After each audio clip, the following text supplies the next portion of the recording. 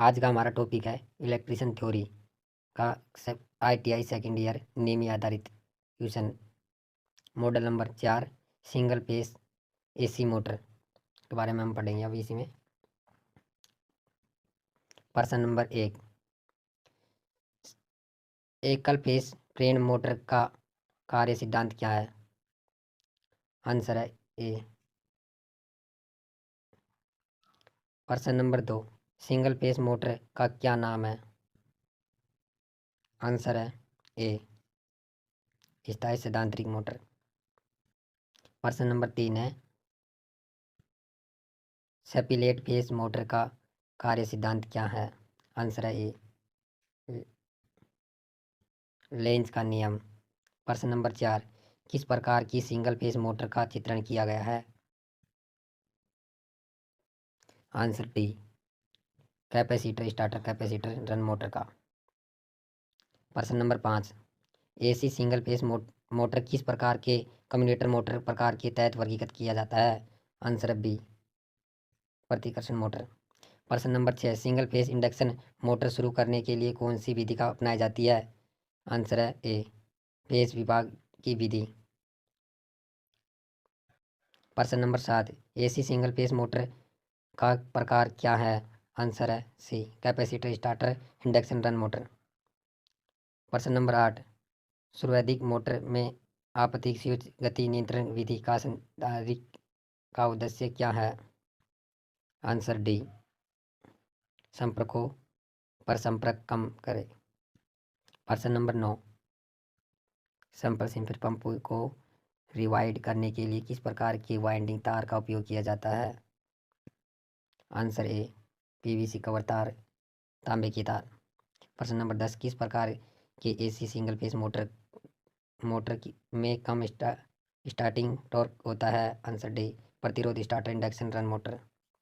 प्रश्न नंबर 11, एकल चरण मोटर में अपकेंद्रित स्विच का कार्य है? आंसर बी, आरंभिक वाइंडिंग को संयोजित करना। प्रश्न नंबर 12, सर्वाधिक मोटर का अनुप्रयोग कौन सा है? Answer B, food mixer. प्रश्न नंबर 13, वाउंड रोटर के साथ कौन सी एकल कला मोटर फिट है? आंसर ए, प्रतिकर्षण मोटर। प्रश्न नंबर 14, प्रतिरोध के संबंध में एकल चरण इंडक्शन मोटर की रनिंग वाइंडिंग और स्टार्टिंग वाइंडिंग के बीच का संबंध है? आंसर है बी। प्रश्न नंबर 15, आचित पोल मोटर में X रूप से चिन्हित भाग का नाम क्या है? आंसर सी, रोटर घुमाव शुरू करे। प्रश्न number 16, capacitor starter induction run motor में रोटेशन की दिशा कैसे उलट जाती है? आंसर सी, मुख्य वाइंडिंग टर्मिनलों का आपस में बदल करके। प्रश्न नंबर 17, किस एकल कला की मोटर में टैप फील्ड स्पीड कंट्रोल विधि कार्य करता है? आंसर है ए, यूनिवर्सल मोटर। प्रश्न नंबर 18, खाद्य मिक्सर में किस प्रकार की एकल चरण प्रेरण मोटर का उपयोग किया जाता है? आंसर ए, यूनिवर्सल मोटर। प्रश्न नंबर 19, एकल चरण प्रेरण मोटर में स्टार्टिंग और रनिंग वाइंडिंग के बीच कोण विस्थापन क्या है? आंसर है सी। प्रश्न नंबर 20, ध्वनि रिकॉर्डिंग उपकरण के लिए स्टेरलिंग मोटर उपयुक्त क्यों है? आंसर सी, संत प्रचालन। प्रश्न नंबर 21, घरेलू पानी पंपों के लिए कौन सी मोटर पसंद की जाती है? आंसर डी, संधारित्र आरंभ मोटर। प्रश्न नंबर 22, किस प्रकार की मोटर में अपेक्षाकृत कम टॉर्क होता है? आंसर डी, प्रतिरोध शुरू इंडक्शन रन मोटर। प्रश्न नंबर 23, स्पिलिट कला मोटर में अपेक्षित स्विच का कार्य क्या है?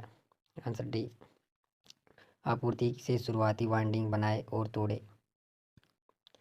प्रश्न नंबर 24, एक अवांछित पोल पंखा मोटर में स्टार्टिंग टॉर्क का उत्पादन कैसे करें?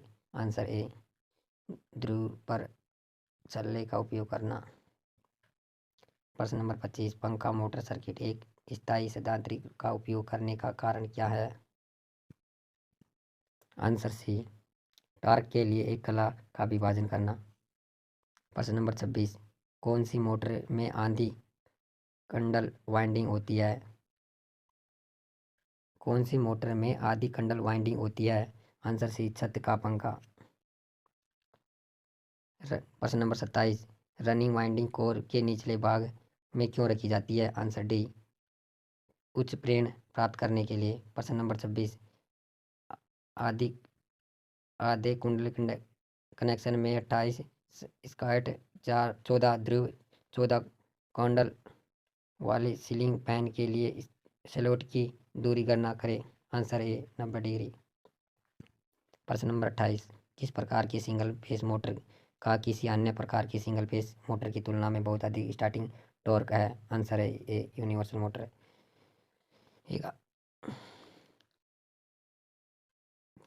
क्वेश्चन नंबर 29, आच्छित पोल मोटर की अनुप्रयोग क्या है? Answer a, air tyre. प्रश्न नंबर 30, ड्राई डिस्क ड्राइव के लिए 8 डिस्क ड्राइव के लिए किस प्रकार की सिंगल फेस मोटर का उपयोग किया जाता है?